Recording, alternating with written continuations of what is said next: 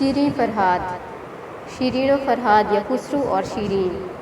برصغیر میں کون ہے جس نے شیریں فرہاد کا نام نہیں سنا ہوگا؟ اس پر بھارت اور پاکستان میں فلمیں اردو اور کئی زبانوں میں بن چکی ہیں اور وہ مقبول بھی ہوئیں۔ ہمارے یہاں شیریں و فرہاد کے بارے میں جو افسانے گردش کر رہے ہیں ان کے مطابق فرہاد جو کہ شیریں کا عاشق تھا اور اس نے اسے حاصل کرنے کے لیے پہاڑ سے ایک نہر کھود کر لانے کی شرط پوری کی تھی۔ بہت سے لوگ اسے افسانہ سمجھتے اور کچھ اسے حقیقت بھی سمجھتے ہیں۔ حقیقت میں شیریں ایک حقیقی اور تاریخی کردار ہے اور فرہاد ایک افسانوی کردار ہے جو اس افسانے میں بہت بعد میں داخل کیا گیا۔ شیریں محبت میں دیوانی ضرور تھی مگر فرہاد کی نہیں بلکہ خسرو دوم کی دیوانی تھی اور اس نے خسرو سے شادی کے لیے بہت پاپڑ بیلے اور چکر چلائے تھے اور بڑی جدوجہد کے بعد خسرو سے شادی کرنے میں کامیاب ہوئی تھی۔ برگمی اور ثعلبی نے خسرو کے 12 رتنوں کا ذکر کیا ہے، اس میں شیریں کو بھی شامل کیا ہے۔ شیریں خسرو کی واحد بیوی نہیں تھی اور خسرو جن سے لطیف اور خوشبو کا دلدار تھا۔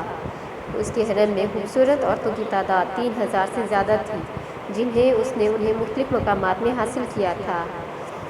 اس کے علاوہ بہت خوبصورت کنیزیں الگ تھیں۔ اس کے بہت سے امور جن میں ذاتی اور شکار اور کشتی رانی کو بھی عورتیں انجام دیتی تھیں۔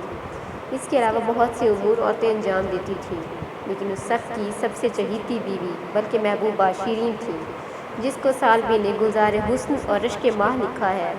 یہ عیسائی تھی اس لیے بہت سے مشرقی اور مغربی مورخوں نے اسے رومی بتایا ہے مگر یہ ایرانی تھی اور خوزستان کے رہنے والی تھی اور خسرو عہد حکومت کے آغاز میں ہی شیریں خسرو کی دیوانی ہو گئی اور اس نے خسرو سے شادی کرنے کے لیے بہت سے چکر چلائے۔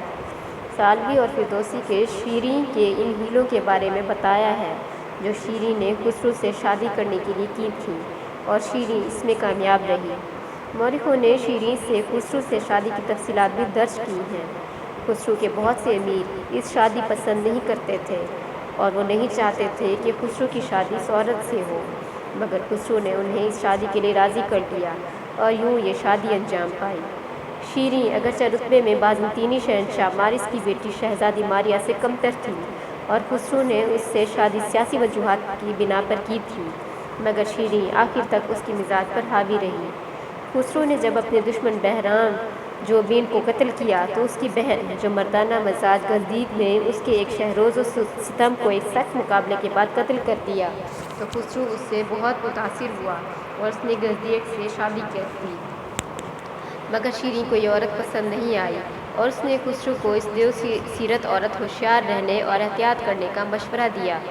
خسرو شیریں کے افسانے بہت جلد وجود میں آ گئے اور ساسانی حکومت کے خاتمہ سے پہلے اس کی کئی داستانیں وجود میں آ چکی تھیں جن کے مختلف اجزاء خوزادی نامک کے ذریعے عربی ترجموں میں داخل ہو گئیں۔ فرہاد کا کردار ساسانی حکومت کے بعد مسلمانوں کے عہد میں اس داستان میں داخل ہوا اور ثعلبی نے بھی اس کا ذکر کیا ہے۔ اس کا کہنا ہے کہ فرہاد شیریں پر عاشق ہو گیا تھا اور خسرو نے اسے سزا میں کوہ بے ستون سے پتھر نکالنے کے لیے بھیج دیا۔ یہ بھی کہا جاتا ہے کہ فرہاد جو پتھر کا ٹکڑا نکالتا تھا وہ اتنا بھاری ہوتا تھا کہ 100 آدمی مل کر اسے اٹھا نہیں سکتے تھے۔ بقول فردوسی شیریں نے ماریہ کسری روم کی بیٹی کو زہر دے دیا تھا مگر خیال یہ ہے کہ یہ محض الزام ہے کیونکہ محض ماریہ خسرو کے حرم میں نہیں تھی اور خسرو کے حرم میں تو بے شمار عورتیں تھیں مگر خسرو دیوانہ شیریں کا تھا۔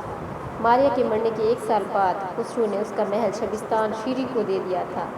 خسرو نے کوہ زگرس پر شیریں کے لیے ایک عالیشان محل بنایا تھا جو کہ ساسانی عہد کے بہترین عمارتوں میں سے تھی۔ مورخین نے اس کی بڑی تعریف کی ہے۔ شیریں نہیں خسرو بھی شیریں کا دیوانہ تھا۔ خسرو پر شیریں کا اثر آخر تک رہا اور خسرو اس سے کوئی بات ٹالتا نہیں تھا۔ شیریں نے ایک عیسائیوں کی خانقاہ تعمیر کروائی تھی جس کو خسرو نے بہت سے مال نوازا تھا۔ خسرو اور شیریں اور فرہاد اور شیریں کی داستان محبت کے بعد دور ایران کی رزمیہ شاعری کا عام اور مقبول موضوع بن گئی۔ اس پر بہت سی مثنویاں لکھی گئیں۔ نظامی نے اس پر اپنی مشہور مثنوی خسرو و شیریں لکھی تھی۔